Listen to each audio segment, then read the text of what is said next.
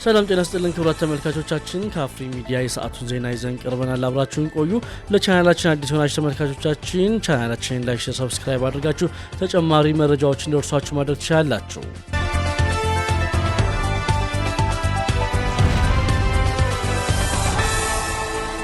ከድብቅ ፍቅረኛዋ ጋር በመተባበር ህጋዊ ባሏን አንገቱን በስለት በመቁረጥ ገድለው አስከሬኑን መጸዳጃ ቤት የከተቱት ግለሰቦች በእድሜ ልክ እስራት ተቀጡ። በምዕራብ አርሲ ዞን ነሰቦ ወረዳ ልዩ ቦታው አዳማ የተባለ አካባቢ ደሳለኝ ቀንደባና ስኳሬ አልዩ የተባሉ ጥንዶች በትዳር ለበርካታ ዓመታት እንደኖሩና ልጆቹን ማፍራት ችለዋል።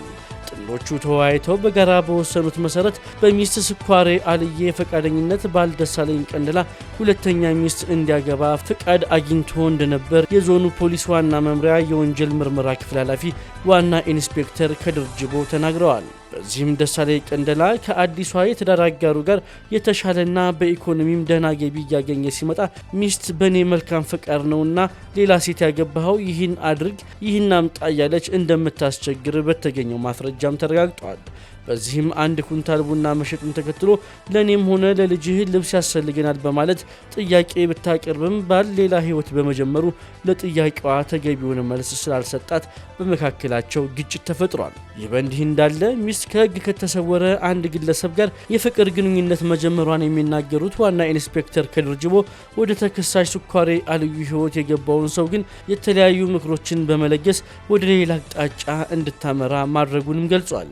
ይህ ግለሰብ በህጋዊ መንገድ ትዳራቸውን ከባለቤቷ ጋር አለመፍረሱን አስታኮ ባሏን ብታስወግድ እሷ የንብረት ተካፋይ እንደምትሆን በማሳመን ድርጊቱን ለመፈጸም አመቺ ጊዜ ሲጠባበቁ ነበር። በዚህም ጥር 21 ቀን 2017 ሁለተኛዋ ሚስቱ በአጋጣሚ በሌለችበት አቅደውና ተዘጋጅተው ሌሊት 10 ሰዓት ላይ ስኳሬ አልዩና ለጊዜው የተሰወረው ግብረ አበሯ ጋር በመሆን በእንቅልፍ ላይ ያለው ደሳለኝን በስለት ቢላዋ አንገቱን በመቁረጥ ደሙን በጥንቃቄ ቤት ውስጥ እንዳይፈስ በማድረግ አስከሬኑን ሽንት ቤት ውስጥ እንደከተቱት ተረጋግጧል። ከ4 ቀን ቆይታ በኋላም ጥር 25 ቀን 2017 ዓ.ም የደሳለኝ መሰወርን ተከትሎ አዲሷ ባለቤቱና የአካባቢው ነዋሪዎች ለፖሊስ ባቀረቡት ጥቆማ መሰረት የተዘጋው ቤት ተከፍቶ ሲፈተሽ የደሳለኝን አስከሬን ከመጸዳጃ ቤት በማውጣት ፖሊስ በጥንቃቄ ለምርመራ ወደ ሆስፒታል መላኩን ገልጿል። ፖሊስ ስኳሬ አልዬን በቁጥጥር ስር አውሎ ምርመራውን ሲያጣራ የወንጀል ድርጊቱን ከተባባሪዋ ጋር መፈጸሟን በመናገር ድርጊቱንም ለምን ለመፈጸም እንደቻለችም ለፖሊስ ታስረዳለች።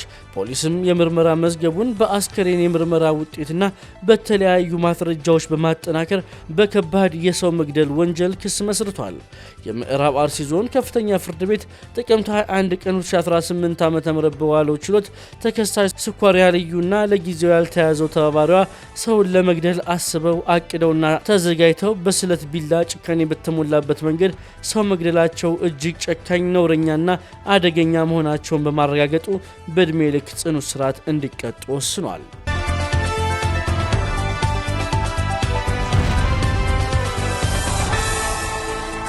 የተቋማት ማህተምና የኃላፊዎችን ፊርማ በማስመሰል ፎርጀር ሰነዶችን አዘጋጅቶ ሲያጭበረብር የነበረው ግለሰብ በቁጥጥር ስር ዋለ። በወላይታ ሶዶ ከተማ ውስጥ አራዳ ቀበሌ የተለያዩ ተቋማት ማህተምና ኃላፊዎች ፊርማ በማስመሰል ፎርጀር ሰነዶችን አዘጋጅቶ መንግስትና ህብረተሰብን ሲያጭበረብር የነበረ ግለሰብ በቁጥጥር ስር መዋሉን ፖሊስ አስታውቋል። ተከሳሽ ማቱሳላ ፊሊጶስ የተባለ ሲሆን በመርካቶ ዮሽዋ ቀበሌ ልዩ ስሙ ገቢያ አካባቢ ነዋሪ ነው። በርካታ ዓመታትን የተለያዩ ሰነዶችን በማስመሰል ህብረተሰቡን ሲያጭበረብር የነበረ መሆኑን ተገልጿል። በመሆኑም በቁጥር 19 ለሚሆኑ ሰዎች በፎርጅድ የተለያዩ ወረዳዎችና ከተማ አስተዳደር እንዲሁም የጽህፈት ቤት ኃላፊ ፊርማዎችን በማስመሰል እየፈረመ የቅጥር ፎርሞችን አስመስሎ በመስራት ገንዘብ እየተቀበለ የቆየ ቢሆንም ህብረተሰቡ ባደረሰው ጥቆማ መያዙን የደቡብ ኢትዮጵያ ፖሊስ ኮሚሽን ህዝብ ግንኙነትና ገጽታ ግንባታ ዳይሬክተር ኢንስፔክተር አሸናፊ ኃይሌ ተናግረዋል። ግለሰቡ ከ2,280,000 ብር በላይ በህገ ወጥ መንገድ የሰበሰበ ሲሆን በቁጥጥር ስር ውሎ ተጨማሪ ምርመራ እየተደረገበትም ይገኛል። ህብረተሰቡ ከመሰል አጭበርባሪዎች ራሱን መከላከልና ጥንቃቄ ሊያደርግ ይገባል ሲሉም ኢንስፔክተር አሸናፊ ኃይሌ ጨምረው ተናግረዋል።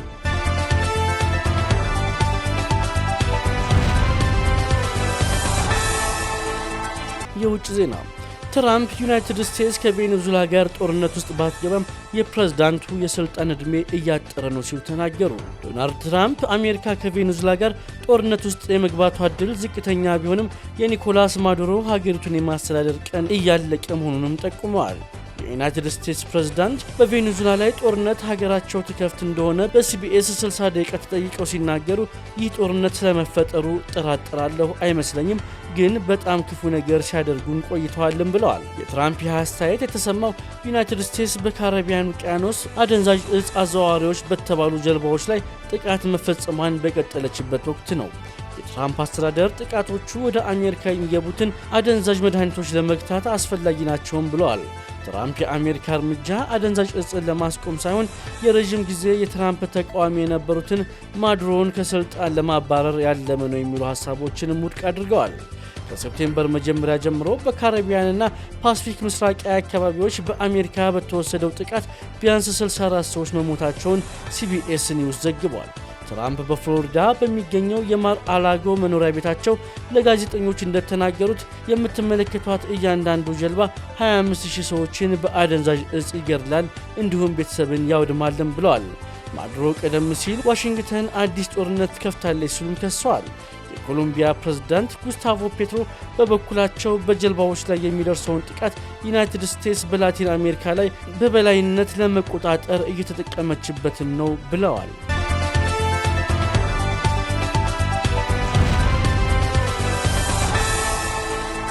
የሰርቢያው ክለብ ራርኒክ አሰልጣኝ የሆነው የ45 ዓመቱ ዞዞቪች ክለቡ ጨዋታውን እያደረገ በነበረበት 22ኛው ደቂቃ ላይ በልብ ህመም ስታዲየም ውስጥ ራሱን ስቶ ይወድቃል።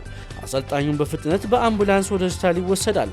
የአሰልጣኙ ህመም ከባድ ነው ተብሎ ባለመታሰቡ ጨዋታው እንዲቀጥልም ይደረጋል። ከ20 ደቂቃዎች በኋላ ግን መልካም ዜና አልተሰማም። አሰልጣኙ ሆስፒታል ውስጥ ህይወታቸውም አልፏል። ዳኛው ከ20 ደቂቃዎች በኋላ ፊሽካቸውን ነፍተው አሰልጣኙ ከዚህ ዓለም በሞት እንደተለዩም አርድተዋል። ጨዋታውም ተቋርጦ ሁሉም ተጫዋቾች ሜዳ ላይ ቆመው በነበረበት ቦታ ተኝተው ሲያለቅሱም ታይተዋል። አሰልጣኙ ክለቡን ተረክበው ገና 3ኛ ጨዋታቸውን እየመሩም ነበር።